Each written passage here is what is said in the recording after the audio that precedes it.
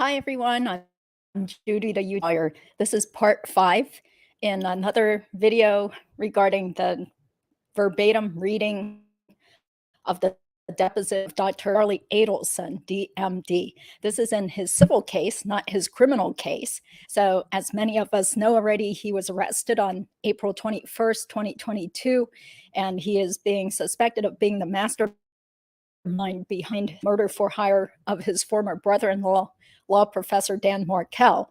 So we're going to focus on the civil case that Dr. Adelson filed against Berkshire Life Insurance Company back in late 2020. He is contesting the denial of his disability insurance claim. So he alleged that he became disabled starting maybe around January of 2016 when he injured his back in a taxi cab in the Philippines during one of his trips there. But he didn't see a doctor until maybe around September of 2016. And the defense also alleges that there were gaps in treatment and he was non-compliant with the treatment recommendations. Plus, the attorney for the insurance company repeatedly brought up the fact that perhaps he was losing out on income and that he wasn't being asked to work anymore at certain dental offices after the news broke out about the arrest in the murder for hire case. And there was publicity where he was named as someone that may have been involved in Dan Markel's murder. So, but the first thing first is that I really got to give a shout out to Terry, who is a frequent commenter on some of these videos on my channel. And so she's done a lot of sleuthing. And I have to make a big correction here. Okay, so Terry got it right. Apparently, that restaurant where the undercover agent was recording a conversation between Charlie Adelson and Catherine Magbanua back in 2016, that did take place at a casual little restaurant that has since closed down called Dolce Vita. So I know there was a lot of confusion as to was it at Dolce Italian restaurant, which is also on Collins Avenue, or was it at Dolce Vita? So I had seen different spellings of Dolce. The transcript of the undercover recording got it wrong on two different avenues. Number one, they called it Dolce with a U, Dulce, and then they also said it took place at 1690 Collins Avenue, which thanks to Terry, we know that is incorrect also. And looking back again, let me add that to the stream. I mean, this is pretty clear. So again, thank you, Terry, if you're watching this. It really takes a lot of people who are very dedicated to getting justice for Dan Markel to get all the details right and figure out what had been going on behind the scenes and all this. A very complex case. So you can definitely tell from this video that's on YouTube that this is a casual restaurant. This is definitely not Dolce Italian restaurant, which I had erroneously said it had taken place because that's the restaurant that matches up with 1690 Collins Avenue. So it turns out whoever the court reporter was, somebody got it all wrong, got the name of the restaurant wrong, as well as the address. So this is obviously a casual, cheaper restaurant. See, I had thought that Charlie was being generous again and treated Katie to a fancy restaurant because looking at the Dolce Italian restaurant website, it looked like breakfast entrees were at least $19. You'd probably be spending, say, like, $40 to $50 per person there for lunch and stuff. And I was like, well, isn't that nice? And how did the undercover agent get into such a nice restaurant and get close enough? So, so clearly this was at the cheap restaurant, which Terry says is out of business now, but it is also on it was also on Collins Avenue. So sorry about that. So I need to change my thumbnail because I had used a photo of the nice Dolce Italian restaurant for that thumbnail on the verbatim reading. Yeah, Dolce. I mean, it's so confusing because there's also a clothing store that's also called Dolce Vita that's in the same town, not too far away. So I don't know why these restaurants would even want to have names that are so easily confused with another business that's in the same town. Yeah.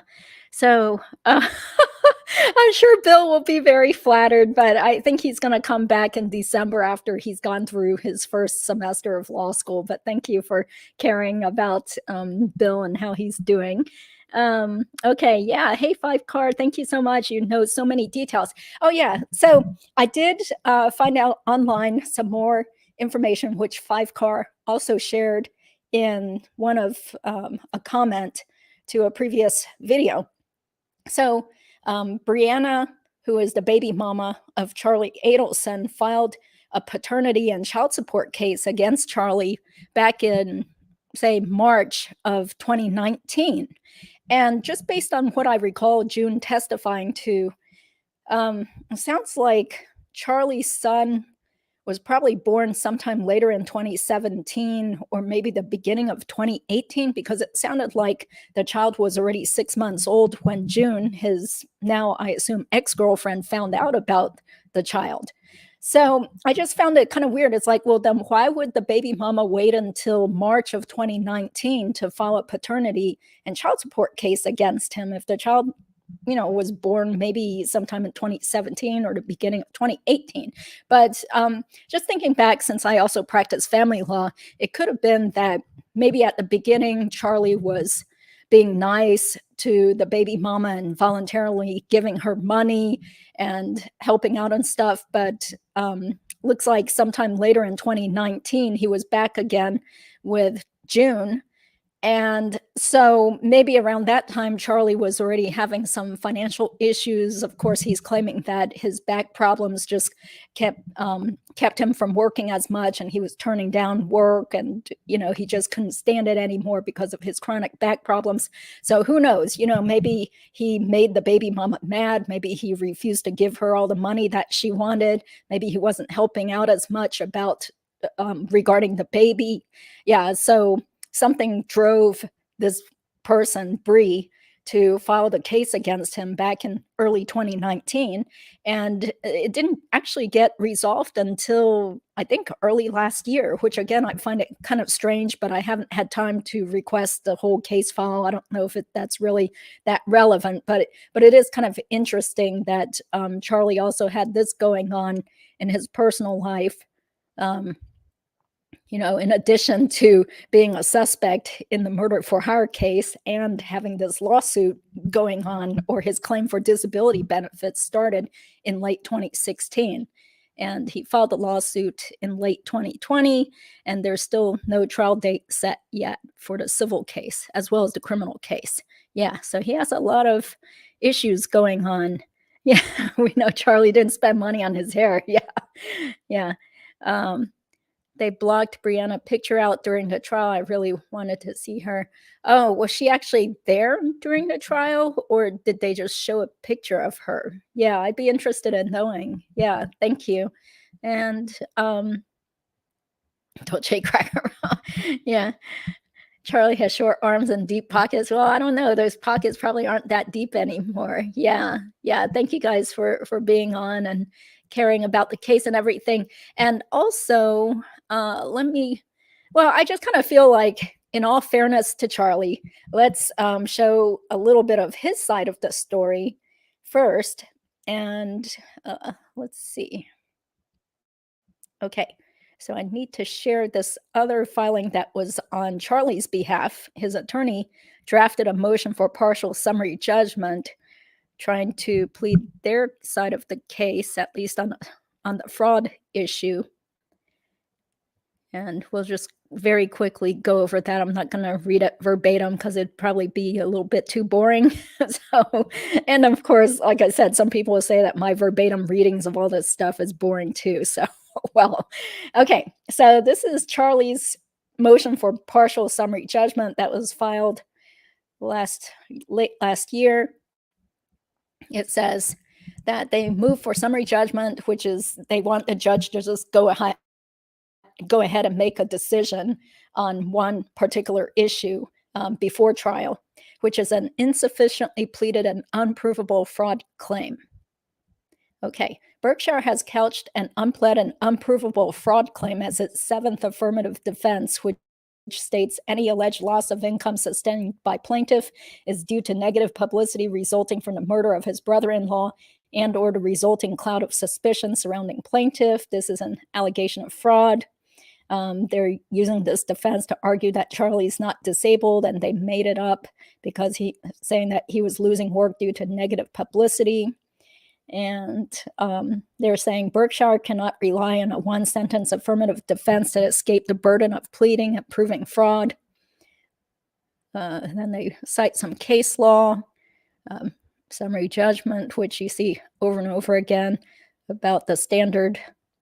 And they're saying the affirmative defense is insufficiently pleaded under Rule 9b, not pleaded with particularity.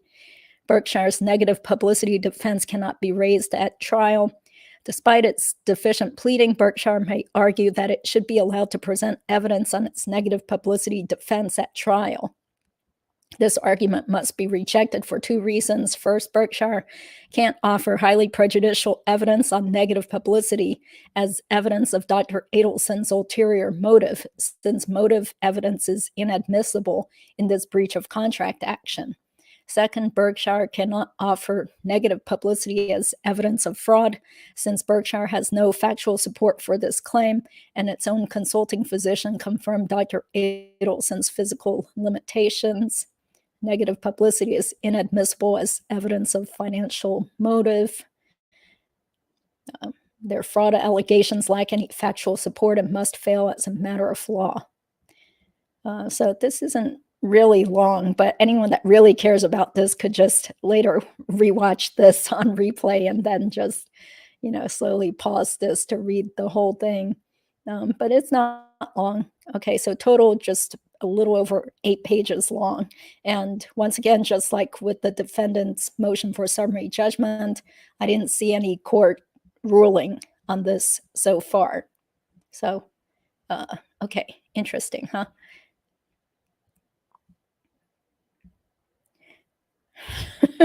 Okay, you got a staple $10. Yeah, I thought that was weird. It's like, why would you want to staple your money? Then it seems like easy for people to track what money came from you because it has a little holes from the staples, and wouldn't it potentially damage the money too? So yeah, very strange. Okay, yeah, so let's get started. Boy, I listened to yesterday's live streams and I couldn't believe how croaky my voice sounded, especially last night. So let's try to get through this and finish tonight. Let's see. Does Charlie want a lump sum? Well, I think that if he were to win his lawsuit, he would be entitled to a really big lump sum because he was claiming that he filed his claim sometime, I would say, late 2016, maybe around October is when he initiated his insurance claim. So I would assume that then he would be asking for lost income or whatever benefits he contractually would be entitled to starting from October or November of 2016. Yeah, so that could be a big chunk of money. I had read somewhere that, I don't know, you guys who have really been following the case, did he say that he made $3 million a year? I'm not sure. I mean, I just find it really surprising if a periodontist makes $3 million a year. Maybe that's not true, but I seem to have read that somewhere. Yeah, but either way, he obviously made a nice chunk of money. Granted, he was also a real estate investor too, so he wasn't just, working in the different dental practices. He also had real estate income. Yeah, but I can imagine, depending on what kind of disability insurance he had, that could be a significant chunk of money if we're talking about so-called lost pay disability benefits starting from October 2016 up until April of this year, until he got put in prison or put in jail. Yes. Okay. Yeah, but I would think that they might still have to pay the past due benefits. But anyway, I mean, that's if. I mean, I don't think he's going to win, but what do I know? I mean, I haven't read every single thing in the case. All the doctors' depositions have actually been made public record now because the attorneys were including them as exhibits to some of their filings. So anyone that really, really wants to deep dive into all the doctors' depositions and all the filings and stuff, there's more than 100 of them on the federal court PACER website. Let's see. Oh, 12 million. Really? Wow. The insurance company told him to go to jail, do not pass. Okay, inside. Yeah, yeah, it sounds like that based on what I've seen on the fancy fiction, um, amazing YouTube channel also there. Yeah, I'm gonna go to AME. Oh, what's a AME? I'm sorry, I'm not up with the acronyms. Yeah. Okay. So let's go ahead and get started here. Uh, where were we? Page 342. Okay. So I'm just going to say Hetherington. Every little syllable counts when your voice is starting to croak out. So Hetherington is the insurance company's attorney. Question: what do you mean? What other part? Answer: the patient's name and x-rays. I mean, if you want to talk about a specific date in a case, then we might as well talk about the chart and make sure that there's another provider in the office that could have done it. When was the Adelson Institute sold? It was sold in September, I believe, of this year? 21, yeah. Okay, so if we needed to get the patient's names and the x-rays and all that stuff, your family had that information until September of 2021, correct? Hasselbrock, object to form. Witness: no. Hetherington: why is that not correct? My family didn't have your information. Where's the information? Was it not at the Adelson Institute? Well, when you say my family, you're being very broad. Your father's business. The office that my dad owns? Yes. Okay. The information would have been there at least until your dad sold it in September of 21, correct? I mean, if it wasn't blocked out, I could see it here. Right. Oh, we don't have any x-rays here, though. Well, you don't have names either. Well, I mean, somebody blocked it out. Presumably, it wasn't me. It wasn't me either. Okay, so you think I need to see what's blacked out here in order to determine what you were doing at the Adelson Institute, I think, for the last 7 years? Hasselbrock, object to form. Witness: do you want to be accurate or not? Hetherington: I want you to be accurate, sir. All I can do is ask for the records. Whether I get them or not is a whole nother story. Well, then I need the names and I need the x-rays and I need to see the patient. That way I could verify what you're saying is correct. Do you have some reason to believe that the information provided by the Adelson Institute, or what's now known as DR Dental, is incorrect? Hasselbrock, object to form. Witness: what does DR stand for? Hetherington: I have no idea. It's the name. I don't know. Of the business that I don't either. Your father sold his business to. Well, then I don't know either. Okay, my question is a simple one. Do you have reason to believe that the information they provided us is incorrect? Hasselbrock, object to form. Witness: I can't evaluate it. Hetherington: you don't know. You're not saying it is. You just don't know, right? I'm saying you've given me papers with patient's name blacked out, no x-rays, no pictures of faces, no way to verify it, and then asking me to verify it. No, I'm not going to verify anything for you that I don't have the proper everything I need. Okay, thank you. You're welcome. Now I want to go back to Dr. Thanos, who's number 10 on Exhibit 3. It looked like your work maintained was the same for Dr. Thanos over a period of many years, up until you stopped working for her in 2020. Does that sound about right to you? Yeah. Why did you stop working for Dr. Thanos? I stopped working for Dr. Thanos when a patient that I had seen in her office, so I was working in Dr. Thanos's office, and I was staying there late one night when I should have taken my dog to the vet. Long story short, my dog died. I got away actually, my dog died, and a friend of mine killed himself a few days later, and I took some time off. And a patient who I'd seen in her office the last day I was there had a complication, and I was out of town. So she sent the patient to an oral surgeon who said that the patient had a sinus infection from where I pulled the tooth and was suffering from 2 dry sockets. So Dr. Thanos called me up on the phone. She was very upset. I said, look, I'm not in town right now. Dr. Pike will be covering my office for me.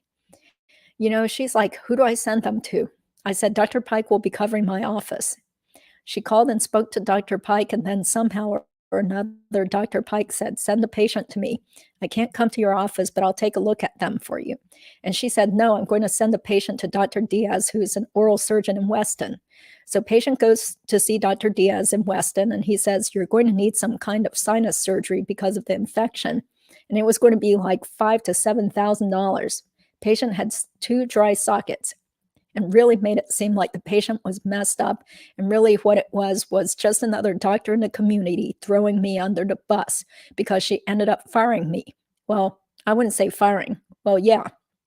I mean, I just said to her, she was yelling at me on the phone that she doesn't need this aggravation.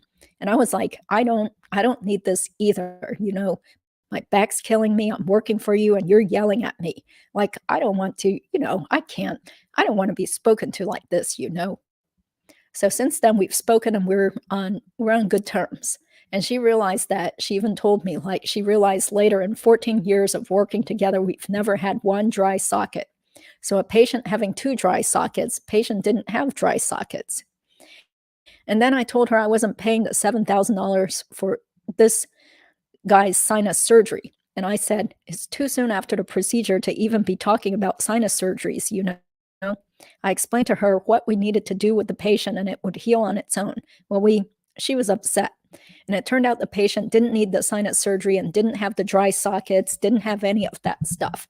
It was just an oral surgeon that she went to who was throwing me under the bus, making up a bunch of procedures the patient was going to need so the patient would go ahead and do it because they were being sent there. So, and that oral surgeon is Dr. Diaz, you said? It's either Diaz or Ramirez. Diaz or Ramirez? Yes, he's in Weston. Weston, okay. And you haven't been back to work for Dr. Thanos since this dispute? No. Okay, now moving on to Dr. Klein, you said he was one you're still working for. And as I see it, it looks like your volume of work for Dr. Klein has remained pretty consistent over the years. Is that a fair statement? Yeah, it varies, but no major changes, just you've been doing the same thing for Dr. Klein you always have, right? Yeah. Now I want to ask you about Erickson Dental, which is number 13 on your list. Looks like you worked for Erickson Dental up until early 2019. Why did you stop working for Erickson Dental?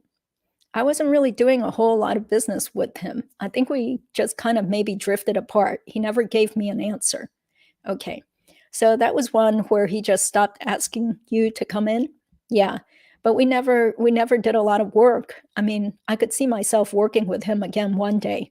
I'm sure if I called him up and tried to work with him again, I don't see any reason why we wouldn't. I mean, he always sent cases out through the years to other surgeons too. And as I look at his records, it looked like your volume until 2019 when you stopped was about the same for him. Does that sound about right to you? I think I did more with him. I want to say like 2010, 2011, then in, 14 and 15, but he was always a sporadic office.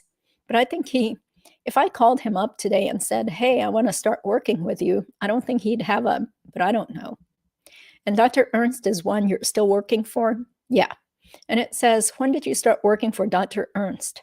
Years ago. Years ago? Yeah. I'd say probably on and off since maybe 2007, 2008, something like that. And it looks like your work for Dr. Ernst has remained the same. I think they were. It varies. I mean, it really does. But you haven't turned work down from Dr. Ernst. You go do that work when it's available? Yeah. Okay, now you mentioned Stanton Smiles and Dr. Stanton, who is not on your list. I think Dr. Stanton is one that you had worked with through what, about 2019? Stanton, 2018. 2018, what happened in 2018? He hired a new friend of his who's a periodontist to replace me. Did he let you go because of performance issues? He never called to let me go. I called up and found out that he'd hired somebody else to his office. And do you know if Dr. Stanton was concerned at all about the publicity surrounding your ex-brother-in-law's murder? Yeah, he made a point of telling me, actually, that we never lost a patient because of any publicity, and he loved my work. But he found a new friend, and his wife was good friends with this guy's wife. So I think I had like literally 2 implants fail. 2 or 3 implants fail in the month of October of 18. And I even said to him, I said, Rob, we do like 100. We do 100 implants a year. You should have you should have 95% success. So you do 100 implants, 95% success, 5 implants should fail. And our failure rate was within normal accepted amounts. And he started telling me, well, we're having all these implants fail. And I said, go back through your list and see how many implants, we had fail. And he's like, I'm not paying somebody to go do that. And he was just looking for a reason to bring in his new best friend. Did you ever talk to Dr. Stanton about your back? Yeah. You kept working there even though your back was hurting? Yeah. I mean, I still work and my back still hurts, so he's one you told about your back. You told me earlier you didn't tell a lot of people. So he's one you told about your back. He probably knew about it just from being friends with me, being around me more of a social, so probably complained that way. But until your falling out or his falling out with you in 2018, you continued to do the same level of work for him you had done. We did until his wife became best friends with Dr. Pike's wife, and he became good friends with Dr. Pike, and they decided to, I felt, pretty much just look for a reason to let me go. So the new periodontist he brought on was your buddy, Dr. Pike? Mm-hmm. Are you still, I heard you had a falling out with Dr. Pike. I mean, is that true? No, I went to dinner with him for my birthday.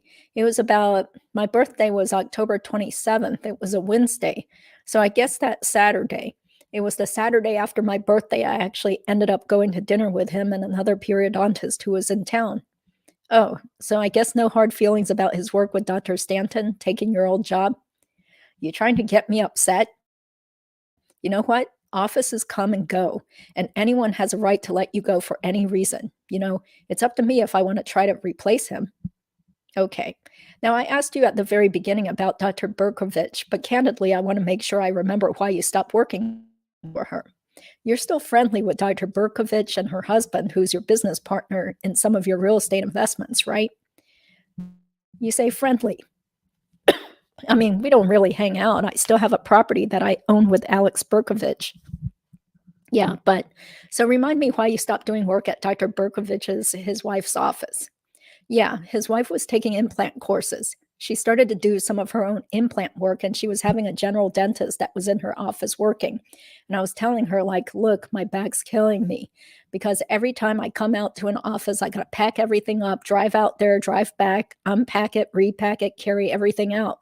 So, even if I came out to the office to do a consult, it would be 3 hours of work because of the time travel and setup and everything.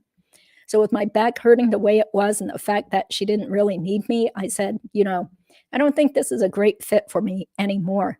I'm trying to cut down on work. So, okay. Any discussion with either of the Berkoviches about the publicity around your ex-brother-in-law's murder? No. I mean, they never said at any point like, hey, what's this all about? Or anything like that? No. Okay. Now you mentioned, well, let me just ask you quickly. Did you ever end up resolving your differences with Dr. Heineke? Didn't you have to sue him at some point? Never. I don't know if the lawsuit was ever filed, and I never worked out our differences. I never got paid. Okay. So with respect to Heineke, he stopped paying you. He had some issues. You were unhappy with him, so you decided not to work for him anymore, correct? Correct. Yeah. And that was what year roughly? I would say 2017. Okay. And then number 39 on your list is Town Center Central. You indicated you worked there from 2014 to 2017, and I can't find any record that you ever did so. Who was the doctor there and what did you do there? Well, that's insulting. They don't remember me. I take it you didn't do much? No, don't say that at all. I helped a lot of people. Just give me your best recollection of what the story was on Town Center. Town Center, I feel like it was far away in Port St. Lucie. And I think I told him that I couldn't come in anymore, that it was too far. And they didn't have much work for me to do at that point to just come in and do extractions. I was there though. And that was probably my farthest office because I live in Fort Lauderdale. So I had to go up US 1 up in Port St. Lucie. Okay. My information suggests that that office was closed down sometime around 7 years ago. Does that sound your information's wrong, sir? That's incorrect? That is wrong.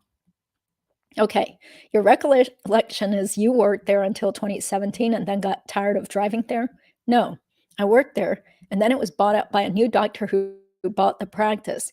And when the guy bought the practice, I think he was doing implants, but wanted me to do the extractions and still come up there. And I was like, look, this is too far for me to drive. In 2017, with my back to spend, I mean, with traffic, it could be 2 hours each way. So even if I came up there and pulled one tooth, my back still sat in the car for 4 hours plus the one tooth. So there was a limit of wear and tear I was trying to make. Okay. Now I want to talk to you briefly about your claim with respect to Berkshire.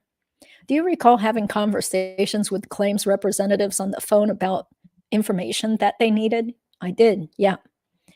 Witness. Can I take a break for 2 seconds? Hetherington. Sure. Witness. To use the restroom? Hetherington. Sure. Witness. I'll be right back. Hetherington. Let's go off. Videographer. Going off the record at 6:45 p.m. So he took a recess. Videographer. We are back on the record at 6:48 p.m. Hetherington. Dr. Adelson, we're back on the record. You understand we're still under oath? I do. I forgot what my question was, but so I'll just re-ask it. Do you recall in connection with your claim to Berkshire having conversations with claims representatives about the claim and information that Berkshire needed? I remember speaking to someone on the phone. Yeah. You had a couple of phone calls and you received some letters, correct? Mm-hmm. Yes? Yes, sir. Okay. And you were aware that Berkshire needed certain information and was asking for certain information to evaluate your claim, correct? Yes.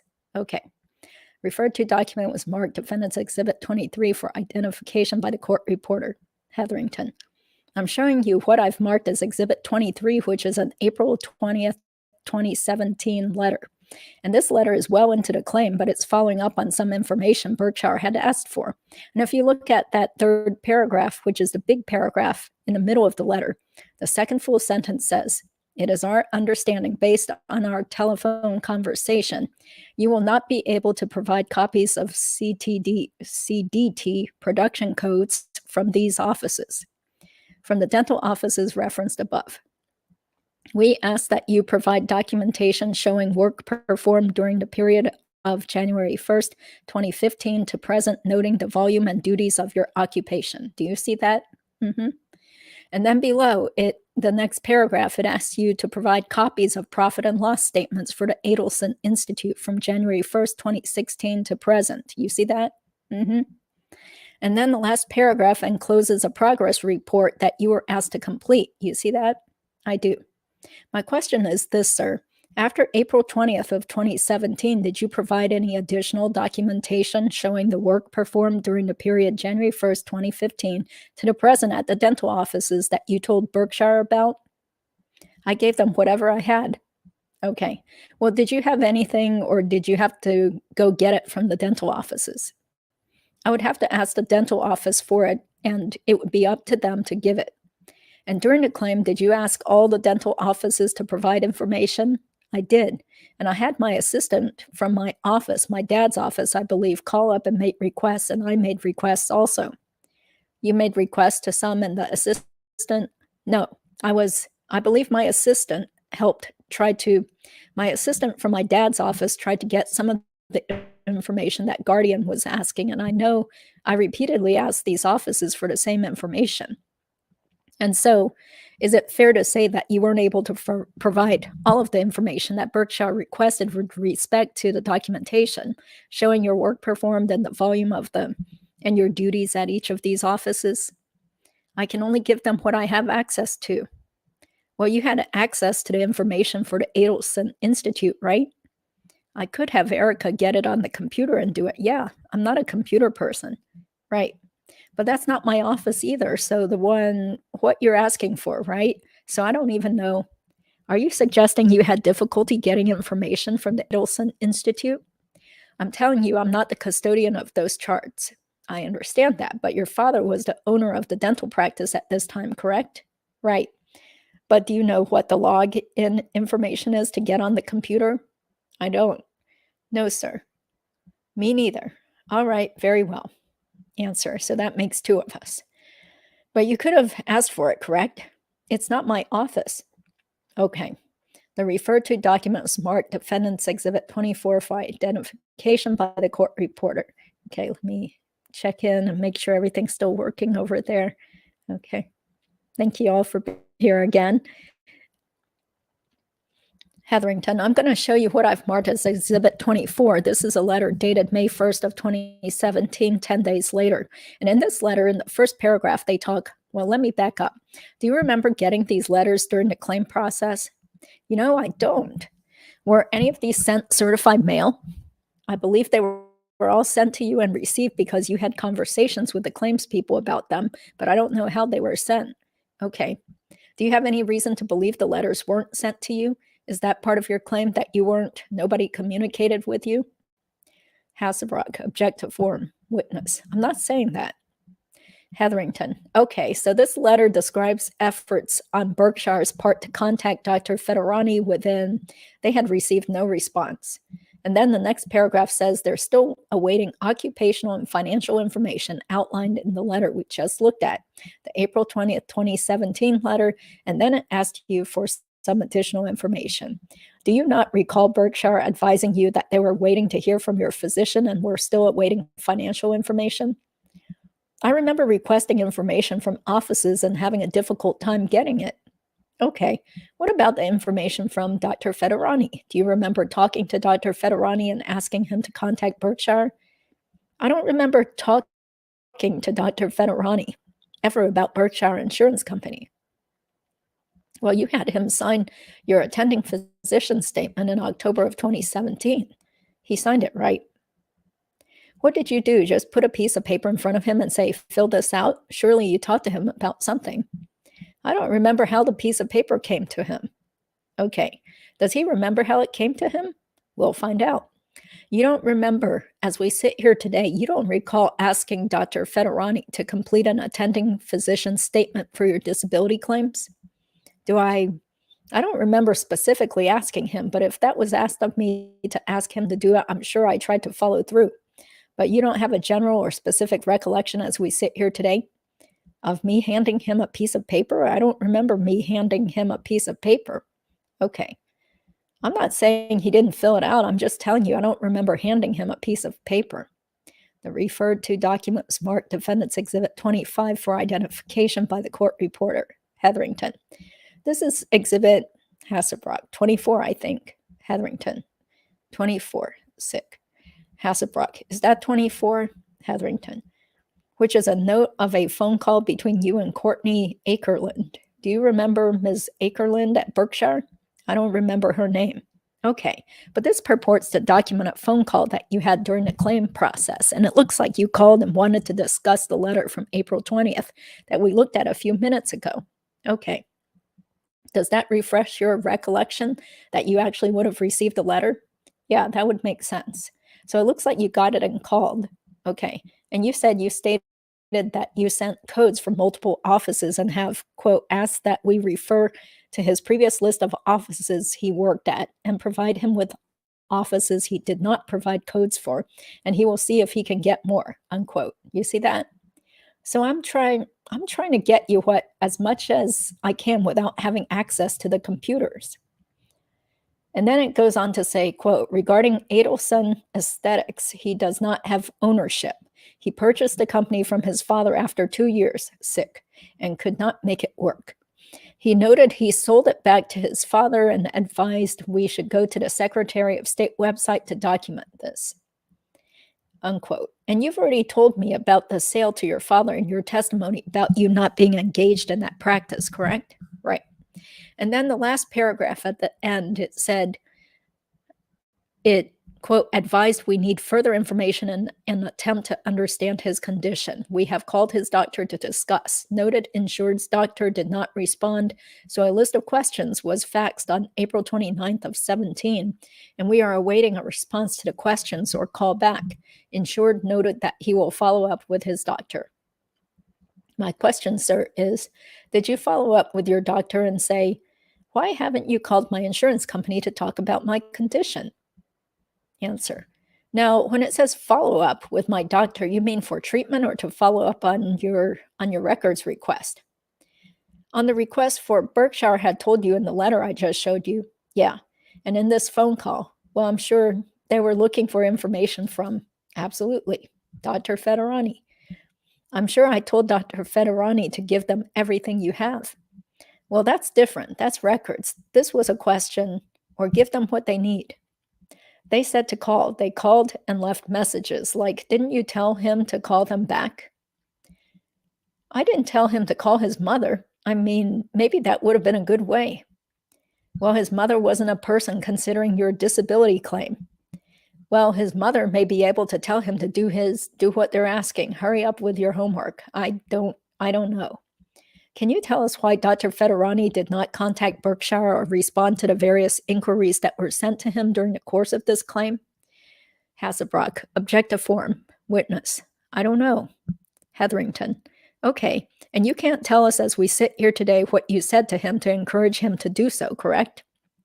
I encouraged him to give the insurance companies whatever they need. Okay, when did you encourage him to do that? When I saw him is when I would have said to him, whatever they need, give them. Okay, so was that just part of your practice when you saw him? I thought you didn't even recall talking to him about insurance a few minutes ago. So now your recollection is that every time you saw him, you said, give them what they need? No. If something would have ever been asked of me to do, I have nothing to hide from you. So if they would have asked or if he would have brought it up, my only answer would say, give them what they need. It's the same thing that I've said to every one of these offices that I've been trying to get you your CDT codes that you've been asking for. I've asked them and they didn't give them. But that sounds like what your general approach would have been to any questions you got. What I want to know is if you have a specific recollection of asking him to return the calls and the letters referenced in the May 1st letter and phone call. I can't tell you a specific day that we had that we discussed it. I know that when I've been in his office, if anything came up, I would have said, give them whatever you have and help them out with whatever they need. Okay, let me ask it this way. Maybe this will be easier. Right. Did you ever talk to him other than when you were in his office? No. Thank you. Videographer, I need a break in a few minutes here. Hetherington, you got it. Okay, exhibit marked Exhibit 26 for defendant Hetherington. Before I direct you to this next exhibit, you had indicated in your call with Ms. Akerlund that you wanted a list of codes of what had been received and what hadn't and said you would follow up. You recall that? Hasselbrock, objective form. Hetherington, on the prior exhibit? I told her I would try my best. Right. And this is an email that you requested, which says, as discussed in our conversation yesterday. This is on May 2nd. Quote, here are the offices you worked at, unquote. This is the list that you had provided that we looked at previously. And then she notes which codes had been received and which codes had not been received. You see that? I see it says unreadable. I see it says no codes, received codes. Okay. So it looks like she got some, but not others, right? Sure. Okay, my question to you is this. What did you do to follow up on May the 2nd to get additional information from offices that you had worked at? Hasselbrock, objective form. Witness, you're talking about May the 2nd of 17? Hetherington, yeah. I would have reached out to any of the offices that I was still communicating with and told them to give you what you need, or to tell them to. I've told many offices to give you codes. I think I went through every single office, and I'm sorry they didn't comply with what you asked them to do. Okay, videographer, I'm sorry, Hetherington, go ahead. Videographer, need to take a break now. Ending media 5, we're going off the record at 7:03, then they had a recess, got back on in a minute, 7:04 p.m. Hetherington, question. Dr. Adelson, we're back on the record. You understand you're still under oath? I do. So with respect to the other information besides the codes, the Adelson Institute information, and the financial information that's referenced in the letters, what did you do to obtain that information that Ms. Akerlund had asked for? Hasselbrock, objective form. Witness, how did I obtain? Repeat your question. Hetherington, what did you do? I'm looking at the codes here. You told me what you did. You called the You said you tried to reach out to these practices. You think you reached out to everyone? Hasselbrock, object to form. Witness, either me or someone from my dad's office would have reached out to them. Hetherington, okay, now with respect to the other information that was requested in the letters, what did you do to obtain the profit and loss statements for the Adelson Institute for Aesthetics for the period of January 1st, 2016 to present? Hasselbrock, object to form. Witness, I'm not the owner of that. I don't have access to that. Hetherington, so you did nothing? Hasselbrock, sorry, was that about profit and loss statements? Hetherington, it's about the information that was requested in the April letter. I just read it. Profit and loss statements for the Adelson Institute for Aesthetics for the period of Hasselbrock. Got it. Hetherington, January 1st, 2016 to present. Hetherington, so you didn't do anything to get that information for the profit and loss statement from my dad's office? Yes, I don't have access to it. Okay, did you ask him for it? I don't recall. Okay, now let me ask you about this document. Okay, Exhibit 27, Hasselbrock. Are we marking this as 27? Hetherington, yes, sorry, Hetherington. I'll show you what I've marked as Exhibit 27. This is your disability claimant statement, and I want to ask you a couple of questions. Is that your handwriting on the first page, Cypress 121? Where? On the first page in the middle where there's handwritten words. Yeah, that's not my handwriting. Okay, whose is it? No idea. Okay, did you seek any help in filling out your disability claimant statement? I don't know whose handwriting that is. Turn to the next page, page 2. Is that your handwriting? That's my handwriting. Okay, and you see under item C where it asks for the dates of treatment of all treating providers for this injury or sickness, and you list Dr. Friedman, South Florida Imaging, and Dr. Federani. You see that? Yes, yes. Okay, and you see above that in section B where you mentioned Dr. Niemand? Yep. Okay, and there's no mention on this document, is there, of Dr. Gottlieb? No. Under E on page 2, what did you write there? What is that Xanax you wrote there? Yeah. And when were you taking Xanax? Is that the same as the anxiety medication we looked at earlier? Same, yeah. Is that, you call it Xanax, but it had a different name. Alprazolam is the trade name. And under page 124, Cypress 124, you list the average number of hours that you're working each week. Do you see that on number 10 at the bottom? Yeah. And you say 72. You say you're working from 8 to 8 and you check every day except Sunday. You see that? Yeah, but the hours were longer than that. So if you want to correct it, we can correct it now. Now, you intended, I take it, when you filled out this statement to provide complete and accurate information so that your disability claim could be evaluated, correct? Hasselbrock, object to form. Witness, you're asking for averages and usually, so not exact times, right? And averages, so it's a guesstimate? Hetherington, my question's unrelated to that. Oh, okay, sorry. Were you trying to provide complete and accurate information when you filled out this statement? Hasselbrock, object to form. Witness, you're talking about number 10? Hetherington, I'm talking about the whole statement. Oh, this whole, yeah. Booklet? Yes. So I was trying to provide complete and accurate information? Yes, I was. Thank you. That may have been the easiest question I've asked you all day. So you were trying to be accurate on this statement, correct? And that would have been the same for number 10 and every other one on this list, correct? Right. All right. And number 11 on the next page where you say you're making $85,510 per month, you were trying to be accurate, correct? Object to form. Witness, trying, yes. By Mr. Hetherington, how did you determine that number when you filled out this statement? I think it would have just been an average. An average of what? Where did you go to look at it? Did you average your bank statements out? Can I look at my calculator for a second? Well, you can just describe. It doesn't matter for me. We don't need to waste the time. Sure, because that's about if you took 12 months and you divide it by the year, there's 12 months in a year, divided it out, and then that's the number you came out with. Okay, another way of saying it would be if you took that number and multiplied it by 12, you come up with what you were making for a year, right? You're a mathematician. So turn to the last page, the page with your signature on it. Very last page. You see that? I do. And that is your signature. And what's the date on it? 11/1 of 16. 11/1 of 16. Do you know if any codes, any additional codes beyond the ones listed on those letters were provided to Berkshire before you filed your complaint in this case? If any of the codes, say it again for me, other than the letters we looked for that, right, said codes received, do you know if any other codes, CDT codes, were received by Berkshire before you filed your complaint in this case? Hasselbrock, object to form. Hetherington, not in this case, before you filed it? Hasselbrock, same objection. Witness, before I filed my case, did you guys get CDT codes? Hetherington, yes, that's my question, other than the ones that are referenced in the letter I showed you. Hasselbrock, same objection.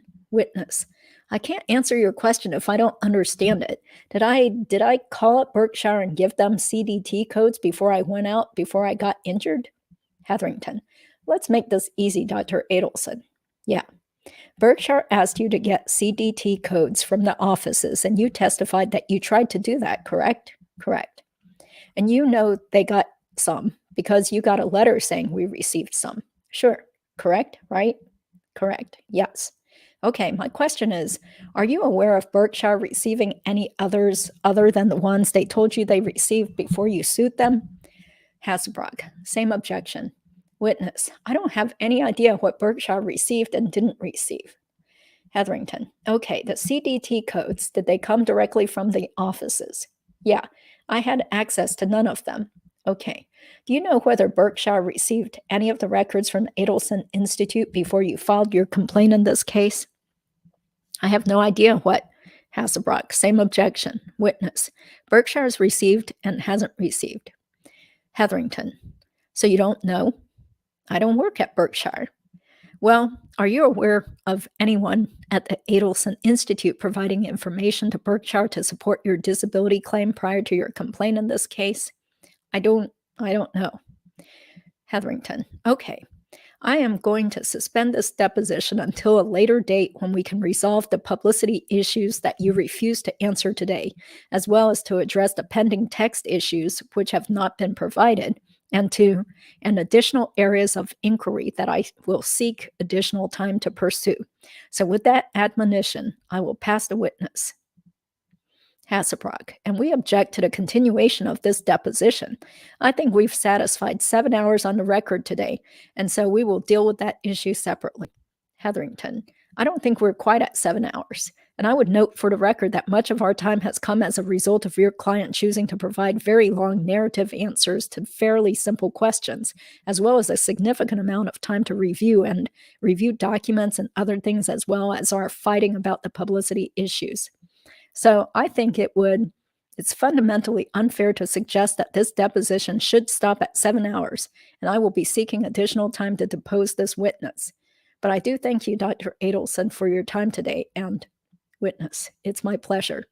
Hetherington, appreciate you coming in to talk to us. Witness, it's my pleasure. Videographer, we're off the record at 7:15 p.m. This concludes today's testimony given by Charles J. Adelson.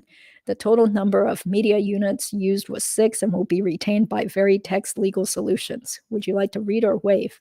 Hasselbrock, he'll be reading it. Court reporter, would you like this transcribed? Hetherington, I will order the deposition. Court reporter, would you like a copy? Hasselbrock, I'm going to need a copy. Witness excused. Thereupon at 7:15 p.m., the deposition was adjourned. Okay, so these are just boilerplate things towards the end. Okay, certificate signed by the reporter. All right, so there we go. Yeah, I'm actually kind of surprised that so many people have been interested in, these verbatim readings of the deposition transcripts, but I know we're still waiting for about how many more weeks? About 3 more weeks before the hearing is going to take place in Florida regarding Charlie Adelson's criminal case, as well as Catherine Magbanua's sentencing. So as far as I know, it's still scheduled for July 29th. And I'm sure Mentor Lawyer on his channel, Deep Dive True Crime, will be covering that. Hopefully he'll be able to cover that live. I didn't realize that you would have to pay money to have access to this court stream. So that's why I won't be doing it, because it's a little too pricey based on whatever I make my piddly amount made on YouTube. Yeah. So let's take a look here at everybody's comments here. Let's see. Yeah. Okay, if he gets life, do you think he will unalive? Well, who knows? I mean, sometimes that happens, right? I think he uses coke. Yeah, I think based on the questions at the Magbanua trial that the prosecution was hinting that Charlie did also use drugs beyond marijuana. Charlie really messed up a patient, had to go, oh, okay. Oh, that's horrible. Yeah. Was that in one of the actual lawsuits? Yeah, I haven't looked at the other lawsuits against him. Yeah, he for sure uses coke. Yeah, that's basically what has been hinted strongly. I think of Waldo, there he is. Yeah, yeah. Surprisingly, he didn't try to disappear when he went off to the Philippines or wherever else he might have gone prior to his arrest. Yeah. Let's see. Yeah, attorney's gonna milk him for a lot of dollars. Yeah, he's already changed attorneys at least once. Who knows? I thought Charlie might kill himself, but then I thought that idiot thinks he can buy his way out, so he will hold on. Yeah, probably. Yeah, I mean, he seems arrogant and narcissistic enough that he probably, like Katie, probably thinks that he's gonna get not guilty and then he'll be free again. Yeah, Charlie lost a ton of business, wasn't making money. Yeah, I think so. Did he have a lot of unhappy patients? Was he considered? Yeah, it sounded kind of interesting. They were talking about some texts that an angry dentist had sent to him, and Charlie was saying he didn't have those texts anymore. Yeah. Uh, yeah, I wouldn't be surprised. What evidence they found in Charlie's house is, yeah, well, we'll find out later, right? Most likely that stuff is going to eventually come out. Yeah. I think Charlie got rid of everything 8 years ago. Doubt they found anything. Yeah, you just don't know. Yeah, I don't know. Let's see. Wendy told him what to do. I don't know. Granted, Wendy was not a criminal defense attorney, right? So she worked as a clinical law professor and did immigration law and worked for a federal judge. So I thought she was, but what Wendy did that morning, putting herself at the crime scene, makes me think she isn't. Yeah, I mean, once again, probably thought that nobody would notice that she had driven by. I mean, there's a lot of things that had to come together, right? I mean, otherwise, even the shooters could have gotten away with it, right? If they hadn't made so many mistakes in retrospect. Yeah. Stupid things she said to Isom. Yeah. Hi, True Lifestyles. Hey, how are you? Thank you for being here. Hope you guys subscribe to her channel if you're not already. Yeah. Bathroom break. Yeah, I feel sorry. I mean, at least it wasn't like a regular court reporter who had to be speaking nonstop the whole day. I think with that kind of deposition, they probably would have traded off for a different court reporter who has to actually repeat everything that is being said into whatever, some handheld microphone type thing. Yeah. Yeah. Yeah. Thank you, Sean J. I'm glad you were able to join in today. Yeah. Black Sheep Robert's parting words to his family means no. Okay. Yeah. It was nice that, I mean, I saw Robert posting a little bit to that Facebook group, Justice for Dan. So that was nice to see that he's definitely, trying to fight for justice for Dan Markel also. Yeah. Casey. Charlie trying to prove his loss in income is due to injury, not his murder charge. Yeah. Right. Yeah. Okay. Yeah. So he said something like more than $85,000 a month. Yeah. I don't know. I mean, that definitely sounds pretty unrealistic. Yeah. Even if people paid cash with no insurance, I don't know. That sounds like a lot. He could have claimed $800,000 a month and it wouldn't matter. He won't get a cent since he's in jail. Okay. He's so greedy. He thought he could fight this murder charge with this disability income. Well, I wouldn't fight the murder charge, but maybe he wanted to stop working because he didn't want to have to keep, trying to get work while also paying child support, right? So, yeah. Okay, yeah, I'm sorry, there's just so many comments here that I'm not sure if I'll be able to post everything. Yeah, oh, boohoo, yeah. I mean, in this case, I was like, "Yeah, go for it, you insurance attorneys," Yeah, I mean, every so often there are frivolous cases or cases that are of dubious merit, so you wanna have really good attorneys representing the insurance companies, so videographer. Yeah, the videographer takes video of the, deposition, whereas the court reporters, at least the ones that I go to at the depositions, they have this kind of like handheld, I forgot what the technical term is, but it's sort of like a microphone that also has an insulated covering so that you can't really hear them as they are talking, but they're supposed to verbatim be repeating nonstop whatever the people are saying in the room.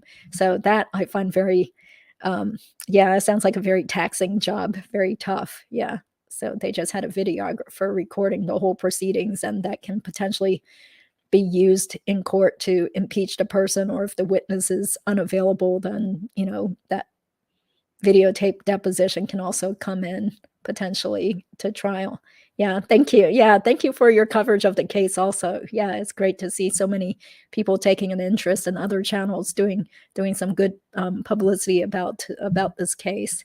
Yeah, sure, no problem. Yeah, thank you for your time also providing a lot of helpful information. Yeah. Marcus that withdrew as Charlie's attorney is actually defending a dentist that killed his wife. Whoa. Okay, I didn't know about that case. How interesting. Yeah, why are there so many weird crimes in Florida? Is there something about Florida that attracts those type of people? I mean, there never seems to be like a stop to all these like crazy crimes. I've actually been watching information on Deep Dive True Crime about the Sarah Boone suitcase murder, the lady that zipped up her boyfriend Jorge Torres into the suitcase and then probably shoved him down the stairs and beat him up while he was trapped in the suitcase and then left him to die. I mean, that's pretty awful. I mean, if there is a trial later this month, I'll definitely be watching that also on Mentor Lawyer's YouTube channel. Yeah. Okay. Well, thank you for all your insightful comments and everything, and being supportive of this channel. Yeah. Thank you. Charlie's court date. Well, I mean, he's supposed to show up for a brief, is it arraignment? I'm not even sure what the technical term is, but there is going to be a brief appearance on September 29th in front of the same judge that is going to be in charge of Katie Magbanua's sentencing. So so-called, I mean, so far July 29th is the date unless it for some reason gets pushed back, but there's no actual court date or trial date set in this civil case against a life insurance company or Berkshire Life Insurance. Yeah. Court date is in June. No, I don't think so. If you're talking about next June. Yeah. Let's see. Oh, no problem. I mean, definitely we can talk about anything that's sort of related to today's live stream. Are you able to pull up Charlie's charges and court date on the Florida inmate site? No, I'm not. I mean, maybe there's a way I can find out about it and stuff, because apparently in Florida they have these quote sunshine laws that make it a lot easier for private citizens or the public to have access to information, court information. But I would just defer to Mentor Lawyer, who is James Wachesky, the person in charge of the Deep Dive True Crime YouTube channel, to be able to do all that, because he used to be a special prosecutor in Florida and he's actually based there too. So I think it's a lot easier. He knows the whole system and how to do these searches. Yeah, sure, no problem. Thank you for watching. Yeah. Court reporter isn't typing. Oh, no, no. Yeah, they either use a voice machine, but in this case, it sounds like it was being videotaped. So I don't think any person was actually just sitting there. Well, potentially there could have been like another court reporter that was, basically using voice to repeat and record everything that was going on. But only thing I saw mentioned there was a videographer. Yeah, she should have. Yeah, that lady is just really something else. She's just like totally insane and crazy. And yeah, I mean, people are saying the victim was no Boy Scout either, but I mean, the way that she killed him, I mean, that was just horrifically awful and cruel. I mean, so awful. Yeah, so we think it's supposed to be July 29th. So let's stay tuned. Hopefully there won't be any delay. And who knows, maybe there'll be some last minute news about any sort of deal made. Let's see. I'd like to pull up cases.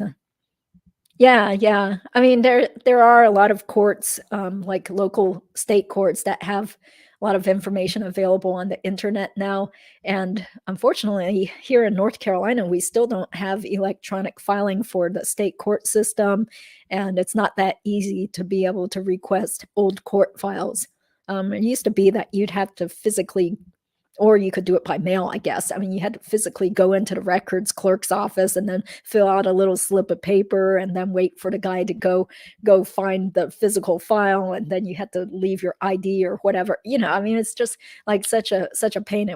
In some court systems, it's just that old-fashioned way of getting things physically. But more recently, since COVID hit, at least where I practice, you can actually now email the records clerk, and they will very quickly email you a PDF of the court file that you request. So we're getting there with technology. Yeah, yeah. Court reporters type awful fast. Yeah, but I think at this deposition, there probably was no actual court reporter sitting there typing the whole time. Yeah.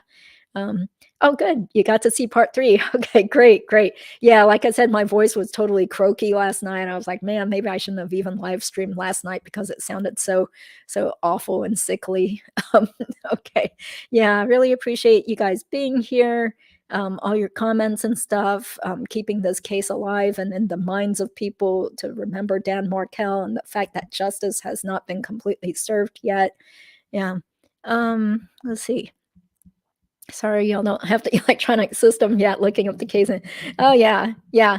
I mean, it's, yeah, I don't even know when in North Carolina we're finally going to get everything electronically online. So, there are plenty of days that I still have to actually drive all the way to the county courthouse and file things and, get things done. Doing it by mail is just really inefficient also. Yeah. How can she make a deal? Yeah. Well, that's true. Although from what I've heard with the other legal commentators on YouTube, even with the interview that Surviving the Survivor did with Georgia Kappelman, it sounded like there was still that possibility of her cutting a deal. But then again, Georgia Kappelman also said, well, then again, she does have credibility issues. So who knows? Like people were saying that her attorney, um, what's his name? Christopher DeCoste? Yeah.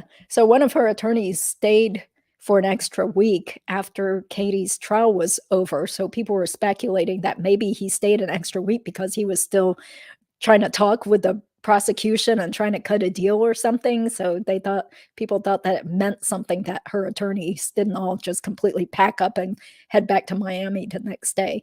Yeah. So, well, she's been convicted. Yeah, yeah, who knows? They have an index. Yes, they do. Yeah, search term. Normally there's an index that comes with the transcript once you finally get it from the court reporter. What's your feeling about what will happen to Charlie? Okay, well, number one, somebody already alluded to this, that there's a chance he could just kill himself in jail. I mean, sometimes that happens. Um, Number two, like, I don't know if they would really cut him a deal. I mean, if he's like supposedly the mastermind, maybe along with his mom, I'm not really sure. I don't really see him turning on his sister and his parents. I don't see him doing that at all. I mean, that's all he has left now, since it sounds like he even said to June that he felt like he had no friends. Although in this part 5 of the deposition, it sounds like he still went out to dinner with a couple of his periodontist friends recently for his birthday. So, I don't know. I mean, it seems like he's already been disgraced, and a lot of people have turned their backs on him and feel that he was involved with Dan Markel's murder, so they don't want to have anything to do with him. So, um, yeah. So I don't know. I mean, I can't really predict what he might do. Like maybe either make a deal, or he'll just like stay in jail until next year, and then maybe there will be a trial. He'll go through trial next year and see what happens. Yeah. Let's see. Could they change her? Oh, no. Yeah, it's way too late to change the charges because she's already been convicted of what she was charged with. Yeah. They put him on the self-deletion watch. They don't wanna let them get out the easy way. They put them in the well, I don't know. I don't think they yeah. I mean, once again, this is like where it would be cool to get Mentor Lawyer to be on a show again, but I mean, he's such a big wig now. He's been getting tons of new subscribers. I think he's probably going to get to 100,000 subscribers soon, but he and I have been communicating a little bit here and there, and maybe we'll do something again jointly in the next couple of weeks. Yeah, I got a couple of big cases out of the way, so that's why I've been able to have all this extra time to do YouTube this week and next week. I feel like I got this huge burden off my back when I got a case over with recently. Yeah. How much do they make? Oh, they don't really make a ton. I mean, certainly not 85 plus $1,000 a month, as Charlie said on his application for disability benefits.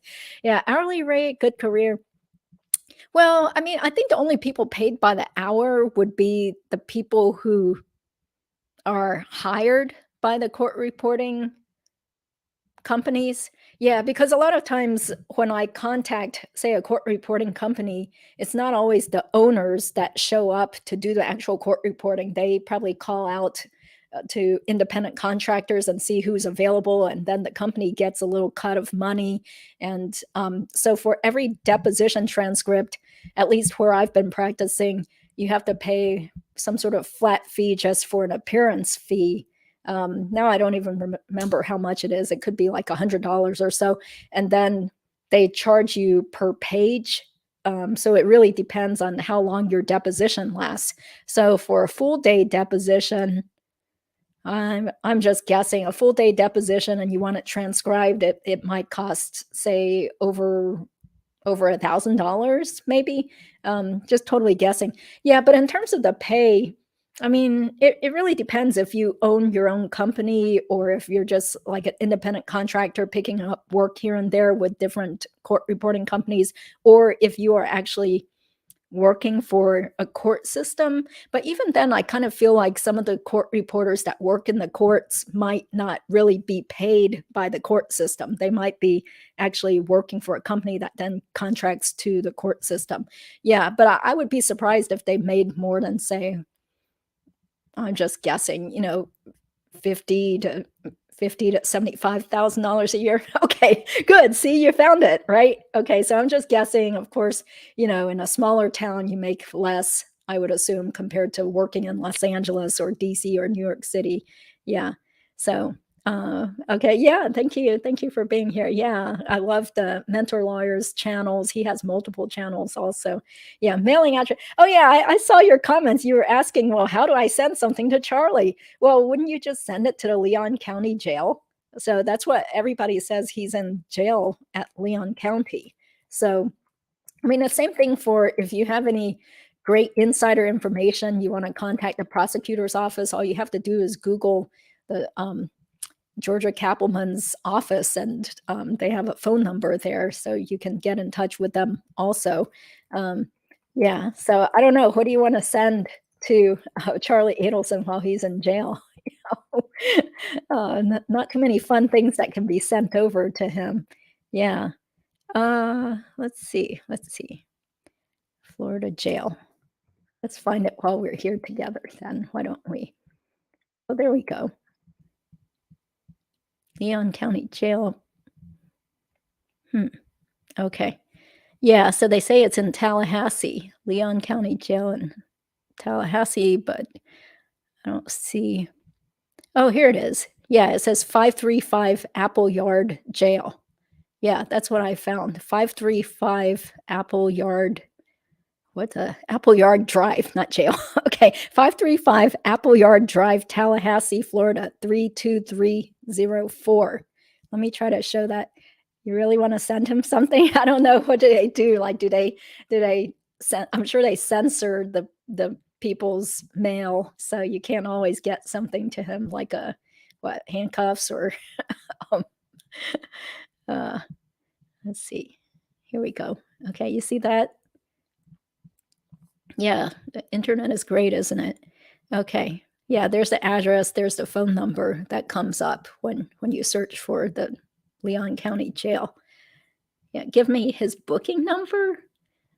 Oh, I don't know. I don't know. How would I find out someone's booking number? You really got to ask Mentor Lawyer. So, once in a while, I think Mentor Lawyer or James has live streams. And then sometimes he's on his premieres. So you should click the notification bell for James's main YouTube channel, Deep Dive True Crime. And then next time you catch him on live or on a premiere, you should ask James because he's right there in Florida. So he knows the whole court system and, he practices there and everything. Yeah.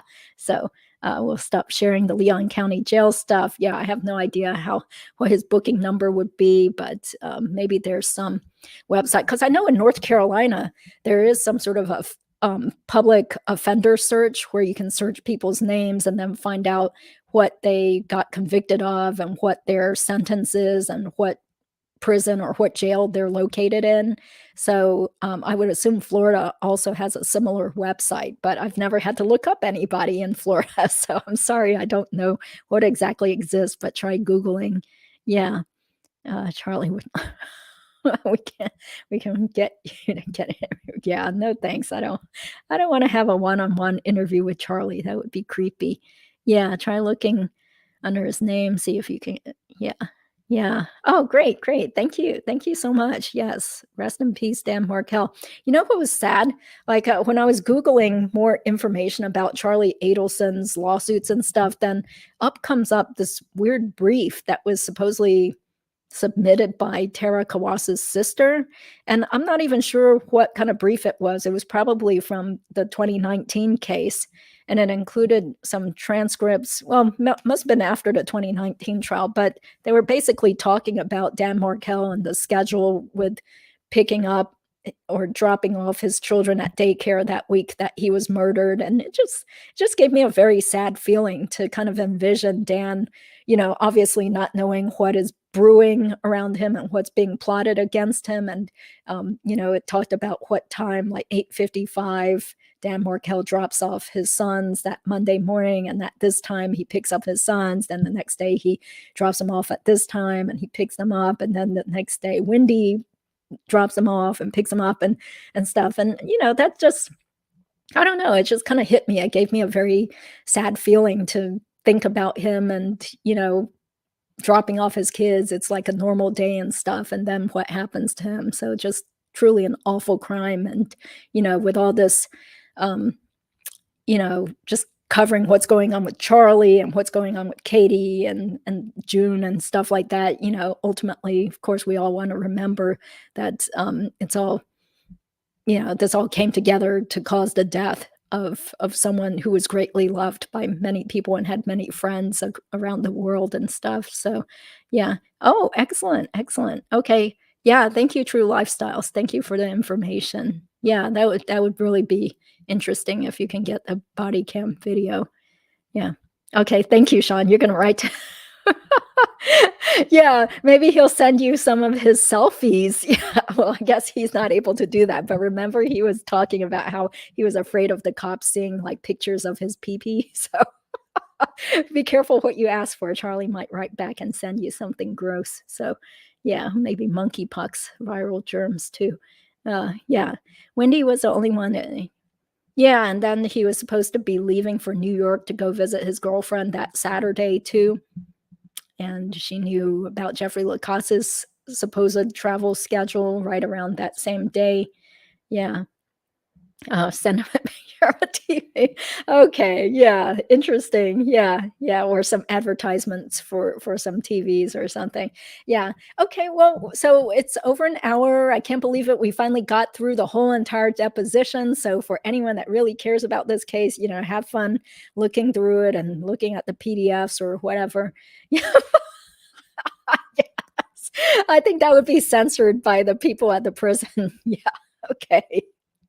All right. Yeah. So hope you guys have a good weekend and we'll be back on track with more of this like kind of legal profession type stuff or law school stuff on Sunday because Joseph Kim, the law student who's a rising 3L at Notre Dame Law School, is going to be the guest again to talk about how things have been going in his summer associate position and stuff. So I hope some of you guys are also interested in that. But if not, there will definitely be more Dan Markel case related things or Charlie Adelson related things on this channel too. Yeah. Okay. Thank you for all your support and everything. So see you guys hopefully on the live stream on Sunday at 5 p.m. Eastern time then. Yeah. Keep up the great work. Thank you, True Lifestyles. Have a good night.